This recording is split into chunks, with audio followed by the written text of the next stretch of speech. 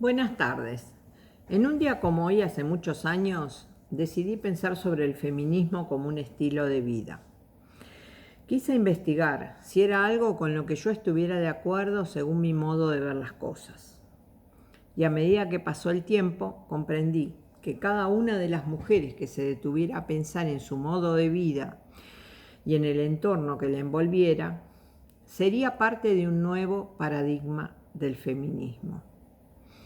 Lo que vengo a plantear es que las feministas tenemos un problema. Brevemente diré que vivimos en función de unas leyes, mecanismos, instrumentos, complicidades dentro de un sistema llamado patriarcado que nos oprime. Según Simone de Beauvoir, el feminismo es un modo de vivir individualmente y de luchar colectivamente.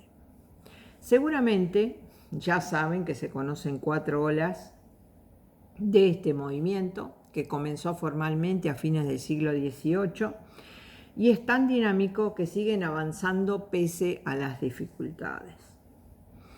Impulsadas por la búsqueda de igualdad y a sabiendas que del otro lado los que quieren minimizarlo disponen de todos los recursos necesarios para bloquearnos.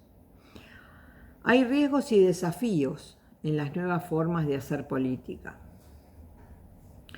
¿Deberíamos las feministas relacionarnos con sororidad y organizar una política que represente las diferencias? Explica Morós que la teoría feminista constituye un paradigma, un marco interpretativo que determina visibilidad. Y sigue, pero bueno, vamos a detenernos en esto. Entonces, puedo decir que los paradigmas y marcos interpretativos de la realidad identifican algunas dimensiones de la realidad que son alcanzados por otras miradas intelectuales.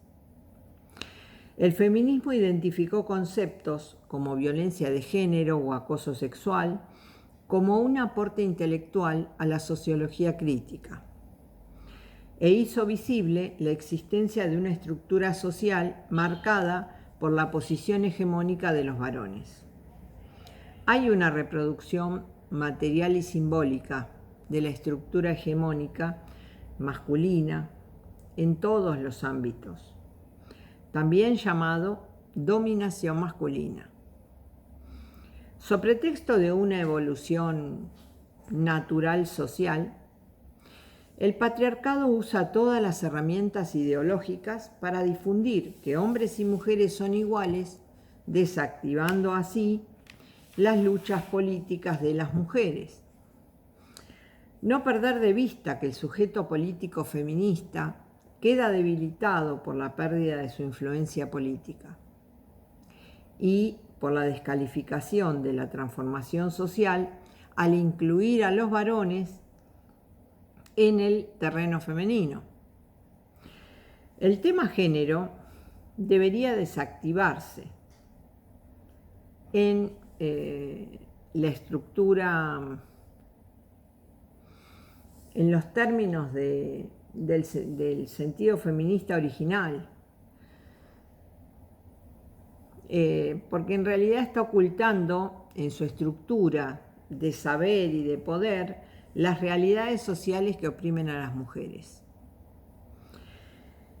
Distorsionan la mirada, silencian las normas sobre sexo, violencia patriarcal, feminización de la pobreza, etc. Hay muchas. En los años 70, por ejemplo, los universitarios norteamericanos promueven ocupar los espacios académicos por radicales de multiculturas, por queers, o sea, aquellos extraños que no son ni feministas, ni mujeres, ni varones, ni feministas ni patriarcados en realidad. Y los analistas posmodernos también ocupan lugares académicos. Todos estos que ocupan los lugares académicos en realidad están debilitando el poder feminista. La lucha de las feministas atravesada por la realidad social de una interseccionalidad, disminuye la capacidad del sujeto político feminista y le agrega a las luchas feministas la opresión del género, opaca el poder feminista. El feminismo es un pensamiento crítico que explica la realidad social, la politiza y la transforma. Los conceptos son eficaces en tanto que son capaces de visibilizar la realidad que nombran. Todo el tiempo están cambiando los derechos para ampliarlos a más personas según todas las intervenciones feministas. Cada feminismo trata de obtener distintas cosas, sean las europeas, las norteamericanas, las latinoamericanas, etc., así por continente. Si bien la hegemonía de los varones está en todas las sociedades, los conceptos feministas tienen prioridades según el continente, sus tradiciones y sus religiones. En Europa, la lucha más importante es por la igualdad de salarios, mientras que en Sudamérica la prioridad en la lucha es por la supervivencia y el ejercicio del derecho sobre el propio cuerpo. Y hemos visto, y ahora sí vamos a hablar de uno de los problemas del feminismo, por lo menos de uno de los problemas actuales, y es que viene desde la antigüedad, desde los orígenes del derecho. El derecho, desde siempre, se ha ocupado de regular la vida y los cuerpos de las mujeres, o llamados cuerpos femeninos. Aunque debiera operar igualando a hombres y mujeres, nos queda todo por construir en derecho, dentro de una sociedad formada en la no fraternidad. Tengamos en cuenta, por ejemplo, que en el Mercosur hay varios proyectos presentados sobre distintas temáticas de salud y de derechos. Y sin embargo, lo que tiene que ver con el feminismo, hace 12 años que está sobre la mesa de debate y siendo sujeto de reflexiones año tras año, pero hace 12 años que está sin resolverse. Entonces, hay fenómenos sociales, colectivos, de migrantes que generan una sociedad moderna en grupos minoritarios ajenos a la individualidad. Hoy se vive en red en sociedades muy complejas. Desde la primera ola se descubre que el género es una construcción social como lo fue el espacio de donde salió.